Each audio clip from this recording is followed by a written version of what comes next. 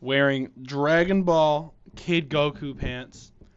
I have my cardio club shirt on, and I'm pumped for football, guys. Tomorrow is the day, and I want to bring you a couple of things. I did promise that we were gonna do power rankings, as well as my playoff predictions, and we will give today the Thursday night football game, first game of the season. We will be giving the looking at over under spread, um, maybe potentially props as well. But with that being said, first off, I want to do my playoff bracket. Now, a little high on some teams, a little low on some teams. I think it's interesting. Will I be wrong on probably half of this? Absolutely. Our quarterback's going to die and have their legs impaled? Probably. But you know what? We're going to do it for fun. And so for the NFC, by the way, leave a 5-star review. Say it sucks. I don't care. It is now on Apple Podcasts. And, oh my gosh, what is in my throat? Pause. But they're on YouTube now. So if you just, there is a link tree. There's a link tree, should be either in my bio, but if you go to Beating Bookies Podcast, Instagram, Twitter, I have a TikTok. I also have, if you want to leave a review, beatingbookies.podcast@gmail.com. Say what you want. We'll do mailbags if anyone ever actually decides to give me an email. But with that being said, we're gonna break down a playoff bracket. I'm actually really pumped for this because I think this is pretty good. Now, again, it's not going to be 100% accurate. Someone's going to die. Someone's going to get hurt. But with that being said, for the NFC now, real quick, I wanted to look at this because I thought this was interesting. Over the last 5 years, in the last 3 playoffs, had the 17 games seasons, and then before it was 16, right? Interesting stat. Out of those 10 teams who clinched the 1 seed, because NFC, AFC, right? Only 2 of them had a record of 12-5. Every other team had a record of 13-3 or better. 13-4. I mean, half the teams had 13-4. The other half had 14-2 or 14-3, right?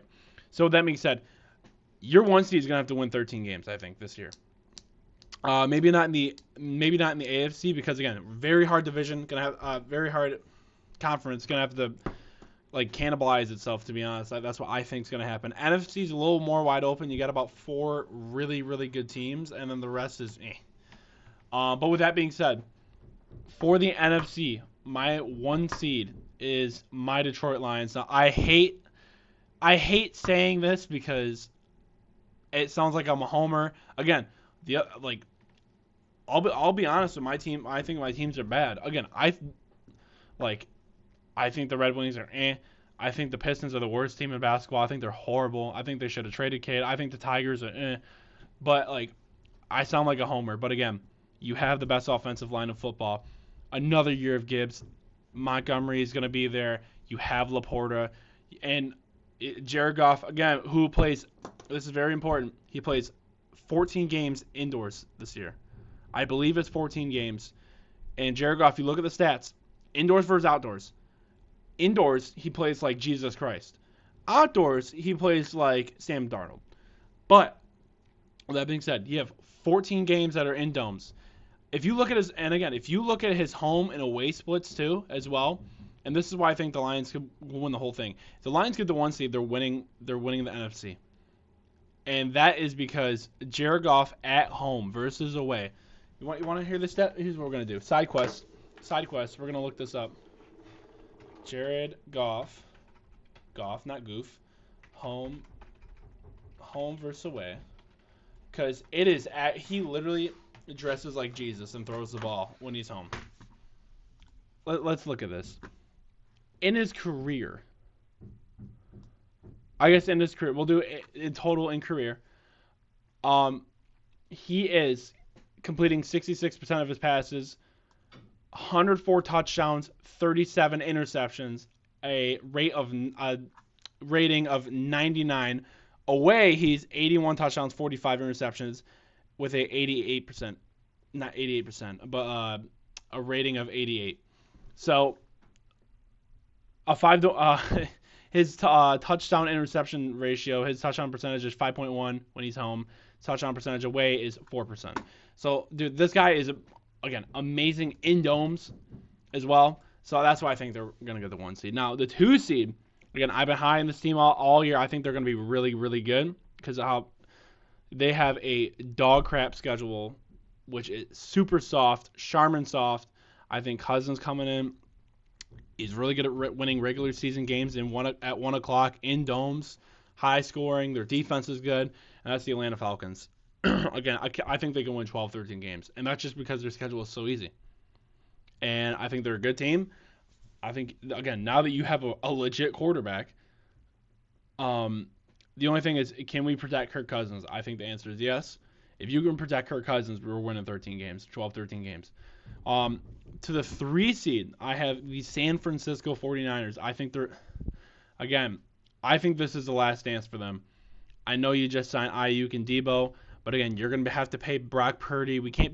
They're paying everybody, and that's a problem because, again, because Brock Purdy is not on a contract right now, they can afford, George Kittle is the highest paid tight end. Trent Williams was the highest paid left tackle. Nick Bosa highest paid at one point. Debo, you have Ayuk. McCaffrey's the highest paid. There's only so many players you can pay, and then they're gonna have to pay Brock Purdy, and there goes $50 million out the window, minimum.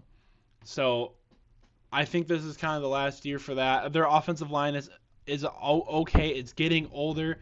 Their whole team is. McCaffrey's not getting any younger. He's 28. This is probably going to be the last year of his prime, to be completely honest with you. And again, can the defense stay healthy?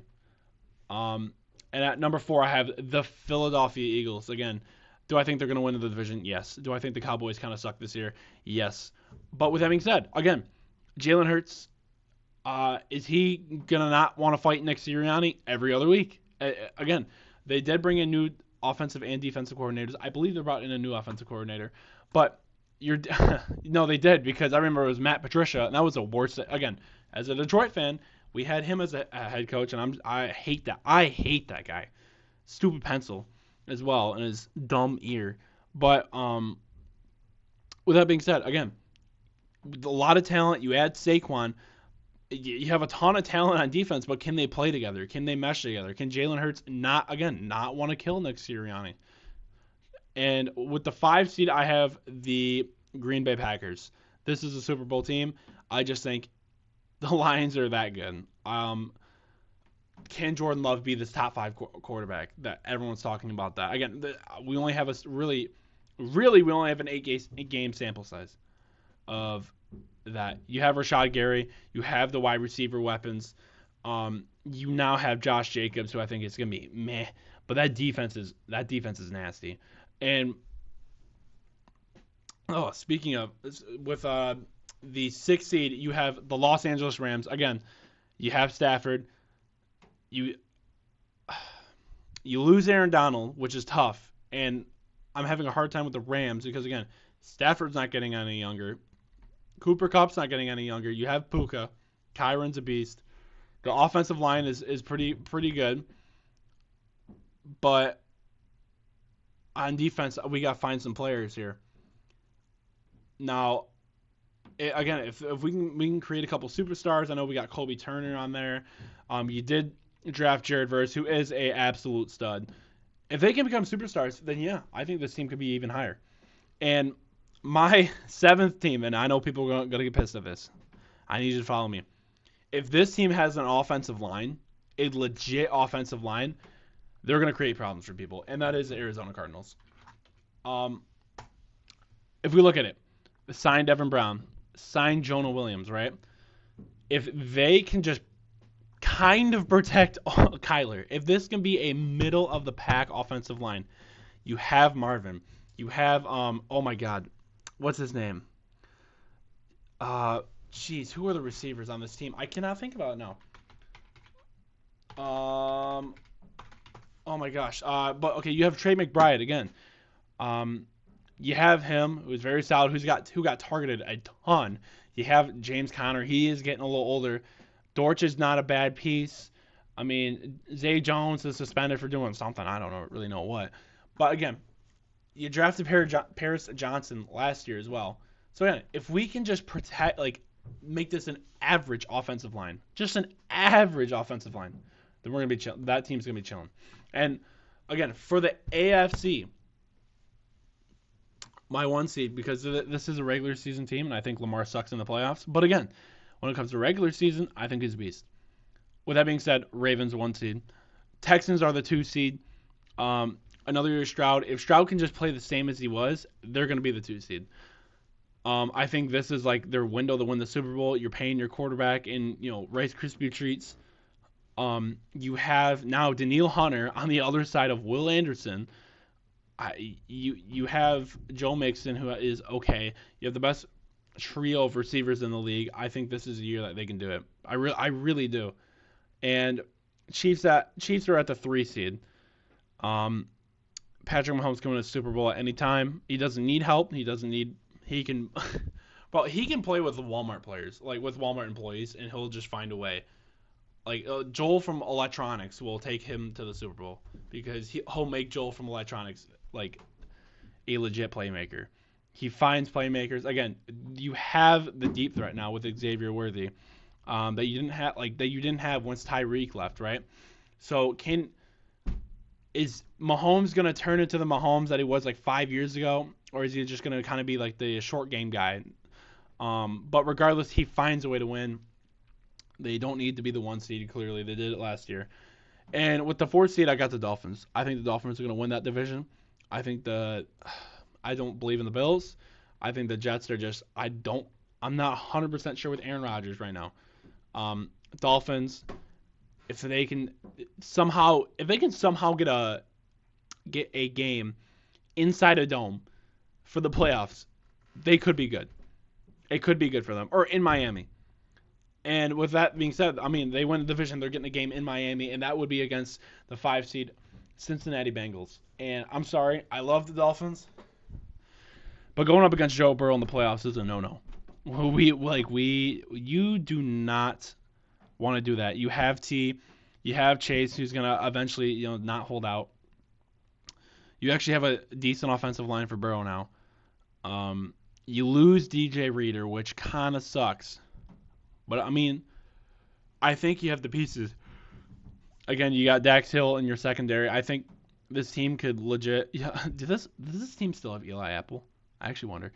But I think this team does have the pieces to make a Super Bowl run. And, again, Joe Burrow is the Mahomes kryptonite. So, with that being said, I will post the bracket and who I think is going to win the Super Bowl on my social medias, just Beating Bookies Podcast, wherever. On Instagram, Twitter, TikTok, to find out who I think is actually going to win the Super Bowl. But with that being said, I want to look into the first game of the year.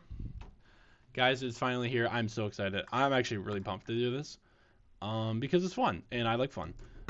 Where are these? So side note, if you hear banging in the background, it's because there are 10 guys on my roof who don't speak an ounce of English, and they're just going to town because apparently we're getting new shingles or something like that. And yeah, I mean they're doing the Lord's work up there or something. But it actually sounds like they're having a WWE contest on my roof. But with that being said, Thursday night, opening night. Super Bowl rings coming to Kansas City. It is Baltimore at Kansas City. Kansas City is -3. If you want the over/under on this game, it is over/under is 47.5. Right away, I'm thinking under. Think about this with me. Baltimore's corners are healthy. Chiefs got a rookie wide receiver. Marquise Brown sucks, even though he's injured. What Chiefs are going to want to run the ball. And again, running the ball on the Ravens is not something that you're just going to do. Baltimore's also going to want to run the ball with Derrick Henry. Again, You got Chris Jones in the middle. As long as Chris Jones is there, you're not going to really do much damage with that. Now, the only problem I have, or I guess like concern I have, is with L'Jarius Sneed gone.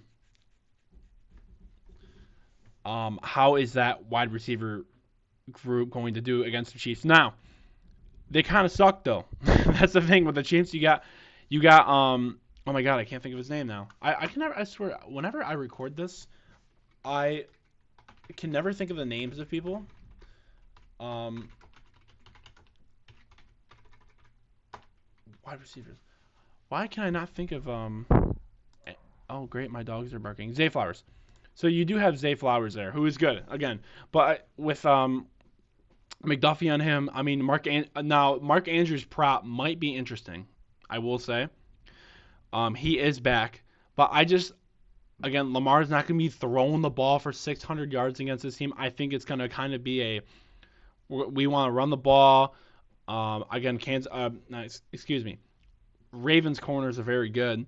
Their secondary with Kyle Hamilton. Their linebackers are very tough. I just smell an under here. This is gonna be like a 2017 kind of game. That's just what I feel. When it comes to the actual spread itself, again, Kansas City is -3. Here's my problem. Why I wouldn't bet the Ravens? Again, if it's gonna be close, the +3 would be nice. If it was -2.5, I'd bet the Chiefs. And if it was +3.5, I would bet the Ravens because I think it's gonna be like a 2017 game. But if I had to pick a side, if you forced me to pick a side, again, I think Chiefs -3 is the way to go. Strictly because I do not like betting against Mahomes. I think he will steal all my money if I ever just constantly bet against Mahomes. So that's where I would lean at it. Well, I spoke about Mark Andrews. Let's look at this a little bit. Let's dive into passing props. Here we go. Come on, FanDuel. Again, this is a line from FanDuel. This is Wednesday at 3:41. I'm getting these lines here. Can I not just get passing props for this game, or do I just have to search for 45 minutes to find? Here we go. All right, passing props. All right, I gotta go to receiving props. I'm sorry. Receiving props. Where is this? Here we go. Mark Andrews is over/under is 46.5. I would think about doing that. What is this touchdown? Let's go anytime touchdown here. Touchdown prop. If we go more, Mark Andrews is +180 to catch a touchdown. Again, if it's gonna be low scoring, it's a little riskier. I think Mark Andrews might be the play. Again, Zay Flowers is going to be good luck with Trent McDuffie. Have fun with him. I just feel like it's going to be a slow game, not a whole ton of passing. We want to run the ball. Derrick Henry, I think he's old. I don't think they might try to use him as a bell cow, but again, I don't think he's a bell cow anymore at this stage of his career. So with that being said, I personally would lean that way. I would go. I'm actually going to play under. I will officially play the under 47.5. Let me make sure one more time for you that it was the right line. Let's go back. Come on. Give me my props. Here we go. Under 47.5 for that game. I know. And again, I just want to say this too.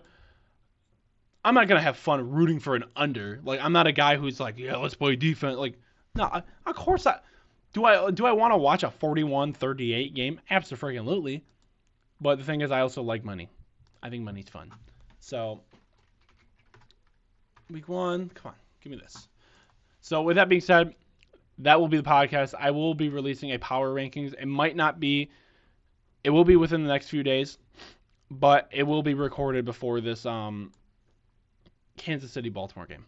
So, we will get those power rankings in. With that being said, bettingbookies.podcast@gmail.com. Write a review, give a 5-star review. Anything you want to talk about in those emails, whether that's just you want to talk about lifting, you want to talk about drag, we can do. I'm down for anything. So do that, give it a review, and with that being said, we will see you guys tomorrow.